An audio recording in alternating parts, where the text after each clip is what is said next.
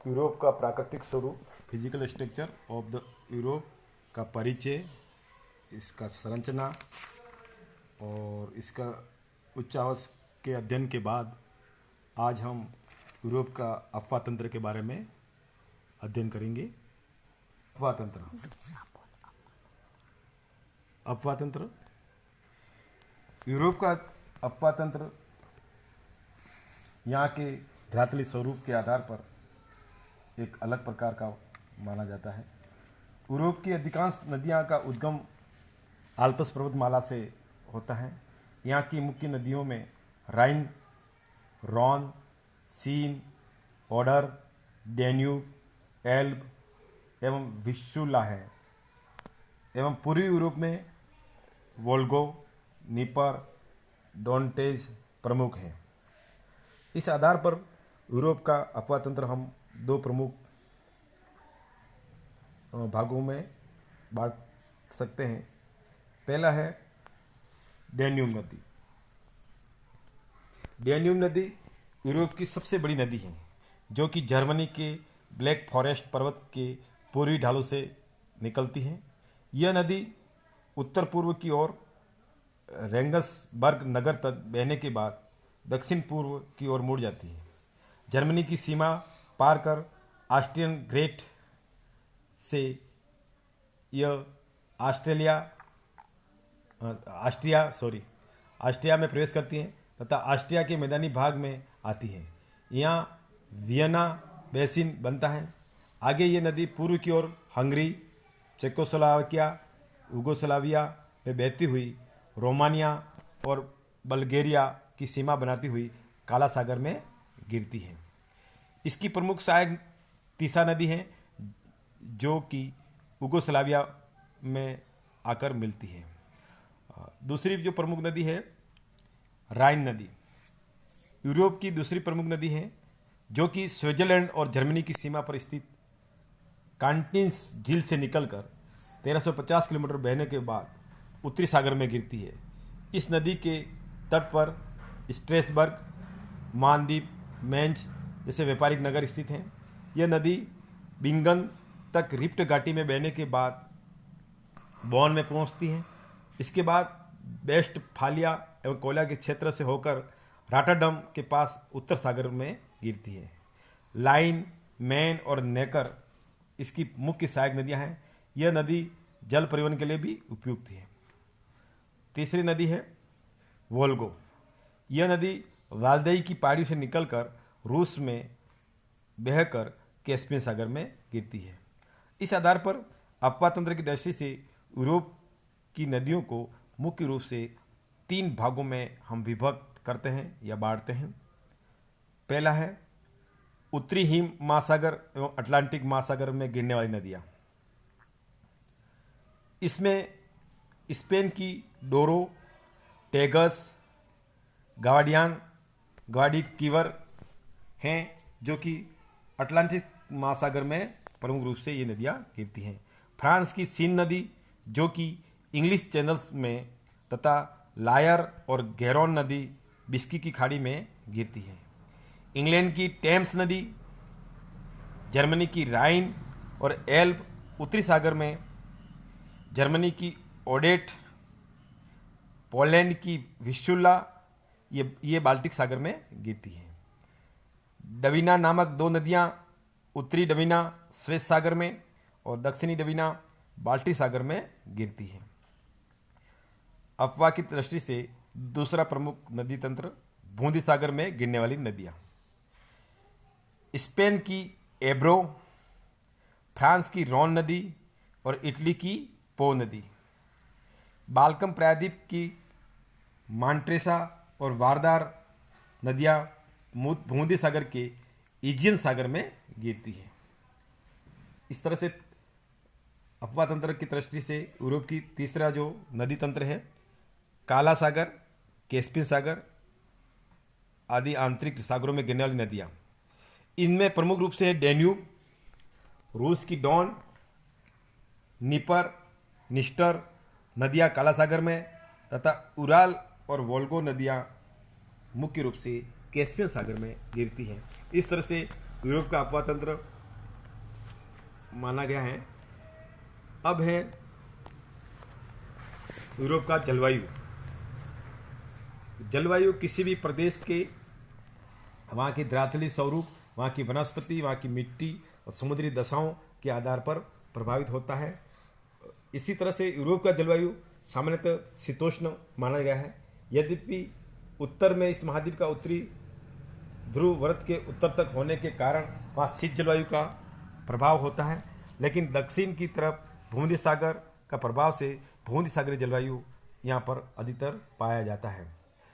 Europe का जलवायु प्रभावित करने वाले कई प्रमुख कारक हैं, जिसमें से पहला है अक्षांशीय स्थिति, दूसरा है महासागर एवं सागरों का प्रभाव, तीसरा है धरातल का प्रभाव, चौथा है चक्रवातों का प्रभाव। इसी आधार पर हम चारों तत्वों के आधार पर हम यूरोप का जलवायु अगर समझने की कोशिश करते हैं तो हमें ये नज़र आता है कि यूरोप महाद्वीप पूर्व में चौड़ा और पश्चिम में तंग है। यूरोप के उत्तर में उत्तरी सागर है, श्वेत सागर है, बाल्टिक सागर है, बोतनिया तथा खाड़ियाँ फैली हुई है। दक्षिण में भूमध्य सागर में एड्रियाटिक सागर, काला सागर, एजियन सागर फैले हुए हैं। पश्चिम में अटलांटिक महासागर फैला हुआ है। यूरोप महाद्वीप के पूर्वी पश्चिम दिशा में फैली पेरिनीस पर्वतमाला, आल्प्स पर्वतमाला, कार्पेथियन तथा काकेशस पर्वतमाला फैली हुई हैं। यूरोप के उत्तर व दक्षिण में कोई पर्वत नहीं है। उपरोक्त दोनों दशाओं में समुद्री और धरातलीय स्वरूप के आधार पर यूरोप की जलवायु बहुत रूप से प्रभावित होती है। समुद्र और पर्वतों का प्रभाव यूरोप की जलवायु पर हमें अलग अलग रूप से देखने को मिलता है। पश्चिमी पवनें जो अटलांटिक सागर से होकर आती हैं, पश्चिमी यूरोप की जलवायु को अत्यंत प्रभावित करती हैं और जिससे पश्चिमी यूरोप का समुद्र सब जलवायु के रूप में पाया जाता है। पूर्वी यूरोप का समुद्री प्रभाव से दूर होने के कारण जलवायु कड़ी ठंडी होती है। पर्वतों की दृष्टिकोण से आल्प्स के उत्तर में महासागरीय जलवायु का प्रभाव पाया जाता है, तो पर्वत पार करते ही दक्षिण में भूमध्यसागरीय जलवायु का रूप हमको देखने को मिलता है। पश्चिमी यूरोप के सभी देशों में उत्तर पश्चिम यूरोप तुल्य जलवायु की दशाएं हमें देखने को मिलती है। दक्षिण में पुर्तगाल और स्पेन का तापमान अवश्य शेष भागों से अधिक रहता है, क्योंकि यहाँ पर समुद्री जलवायु का प्रभाव होता है। पश्चिमी यूरोप की जलवायु पर अंध महासागर का प्रभाव विशेष रूप से हमें नजर आता है। अंध महासागर से होने वाली पछुआ पवनें, गल्फ स्ट्रीम धारा का प्रभाव नमी और गर्मी धारण किया हुआ होता है। इन पवनों के प्रभाव से पश्चिमी यूरोप में सर्वत्र समान जलवायु रहती है, चाहे कोई भाग उच्च अक्षांशों में हो या निम्न अक्षांशों में हो। जैसे कि नॉर्वे काफ़ी उच्च अक्षांशों में है, होते हुए भी इसका पश्चिमी तट वर्ष भर व्यापार के लिए खुला रहता है। शीत ऋतु में आइसलैंड के निकट निम्न दाब क्षेत्र स्थापित हो जाता है। इन दिनों पछुआ पवनें बड़ी तीव्र से गति से बहती है। इन दिनों में बड़े भयंकर तूफान आया करते हैं। दिसंबर और फरवरी में तूफान अधिक आते हैं। इन दिनों में तापमान चक्रवातों के प्रभाव से बहुत प्रभावित होता है, क्योंकि आइसलैंड से निम्न दाब वाले क्षेत्र में ठंडे ध्रुवीय क्षेत्र से ग्रीनलैंड के उच्च दाब क्षेत्र से पवनें चलती हैं। ये दोनों पवनें मिलकर चक्रवाती रूप धारण कर लेती हैं और आइसलैंड के पास में विभक्त हो जाती है। इस तरह से यूरोप के दक्षिण में 30 डिग्री से 35 डिग्री उत्तरी अक्षांश में व्यापारिक हवाएं चलती है तथा 35 डिग्री से 45 डिग्री उत्तरी अक्षांश में पछुआ हवाएं चलती हैं। शीतकाल में पछुआ हवाएं दक्षिण की ओर खिसक जाती है, जिसके कारण भूमध्य सागरीय तटीय प्रदेश में शीतकाल में वर्षा होती है। ये प्रदेश गर्मी में सूखे रहते हैं। सामान्यतः यूरोप की जलवायु एवं तापमान में समरूपता चक्रवातों का प्रभाव वर्ष भर वर्षा का होना प्रमुख है। अब है और जलवायु के में तापमान। यूरोप का महाद्वीप के यूरोप का तापमान के आधार पर यूरोप महाद्वीप के पश्चिम भाग में ज्यों ज्यों पूर्व की ओर हम बढ़ते हैं, दक्षिण से उत्तर की ओर जाते हैं, शीतकाल में निरंतर तापमान कम होता जाता है। और चित्र हमें 4 में हम देखते हैं कि यूरोप का जनवरी की समताप रेखाओं से हमें स्पष्ट होता है कि 3/4 यूरोप में इस समय तापमान 0 डिग्री सेल्सियस से कम होता है। पश्चिमी यूरोप में तापमान 0 डिग्री से 10 डिग्री के मध्य में होता है, जबकि अधिकांश दक्षिणी यूरोप में 5 डिग्री से 12 डिग्री तक तापमान रहता है। जबकि जुलाई में जो डायग्राम 5 में दिखाया गया है कि तापमान उत्तर से दक्षिण में अधिक होता है। सामान्यतः इस समय उत्तरी England, Ireland, Norway, Sweden, Finland में तापमान 15 सेंटीग्रेड से कम होता है, जबकि 15 डिग्री से 20 डिग्री सेंटीग्रेड तापमान पश्चिमी मध्य में पूर्वी यूरोप में रहता है। दक्षिणी यूरोप में इस समय तापमान 20 से लगभग 25 डिग्री सेंटीग्रेड रहता है। वायुदाब, हवाएं एवं चक्रवात। यूरोप की जलवायु की नियंत्रण करने में वायुदाब क्रम जनित हवाएं एवं चक्रवात पैदा होता है। ग्रीष्मकाल में आइसलैंड के निकट उत्तरी अटलांटिक में निम्न वायुदाब तथा स्पेन के क्षेत्र पर उच्च वायुदाब बन जाता है, जबकि जनवरी में दक्षिणी यूरोप में उच्च वायुदाब और उत्तरी पश्चिम में निम्न वायुदाब होता है। पछुआ हवाओं के क्षेत्र में यूरोप का अधिकांश भाग होता है। इनमें सर्वाधिक प्रभावशाली चक्रवात है जो पछुआ हवाओं के साथ साथ चलते हैं और संपूर्ण क्षेत्र में मौसम तथा जलवायु को परिवर्तन लाते हैं। उत्तरी अटलांटिक के पूर्वी किनारे में ग्रीनलैंड निम्न भार का केंद्र बन जाता है। आइसलैंड निम्न भार का क्रम तथा उत्तरी अटलांटिक में प्रवाह के प्रदेश में सबसे अधिक चक्रवातों का जन्म होता है। तो इसी तरह से यहाँ पर जो वर्षा जो होती है, यूरोप में वर्षा सामान्यतः वर्ष भर होती है। शीतकाल में पछुआ हवाओं वाले चक्रवातों से तथा ग्रीष्मकाल में पश्चिम से उत्तर पूर्व की ओर बहने वाली पवनों से वर्षा होती है। पश्चिम से पूर्व की ओर वर्षा की मात्रा कम होती जाती है। वर्षा के वितरण के आधार पर यूरोप को 4 भागों में हम बांट सकते हैं। पहला है उत्तरी पश्चिमी यूरोप, मध्य यूरोप, पूर्वी यूरोप और भूमध्य सागरीय यूरोप। वर्षा पहला उत्तरी पश्चिमी यूरोप में वर्षा इस भाग में वर्षा वर्ष भर होती है, परंतु वर्षा की मात्रा शीत ऋतु में अधिक होती है। गर्मी की ऋतु में भी साधारण वर्षा हो जाती है, परंतु बसंत ऋतु में पर्याप्त वर्षा नहीं होती है। पश्चिमी भाग में वायु की सम्मुख दिशा में पड़ने के कारण अधिकांश वर्षा प्राप्त होती है।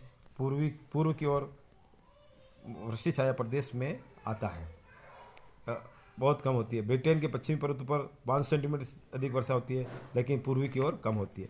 मध्य यूरोप में इस भाग में वर्षा मानसून पवनों से ही होती है। यहाँ वर्षा का वितरण प्राय सब जगह समान होता है। गर्मियों में वर्षा अन्य ऋतु की अपेक्षा सब अधिक होती है। म्यूनिक में वर्षा का औसत 200 सेंटीमीटर है। पूर्वी यूरोप, इस भाग में यूरोपीय रूस को सम्मिलित किया गया है।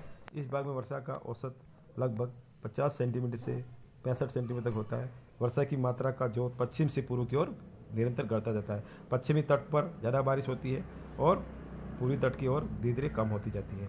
भूमध्य सागरीय यूरोप की वर्षा इस भाग में भूमध्य सागर के चारों तरफ स्थित देशों में शामिल किया गया है। इन देशों में वर्षा का वितरण समान नहीं मिलता है। इस भाग में अधिकांश वर्षा जाड़ या शीत ऋतु में होती है।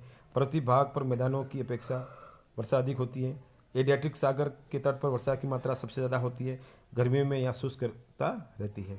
इस तरह से यूरोप का जलवायु तंत्र को हम समझने की कोशिश कर रहे हैं। धन्यवाद।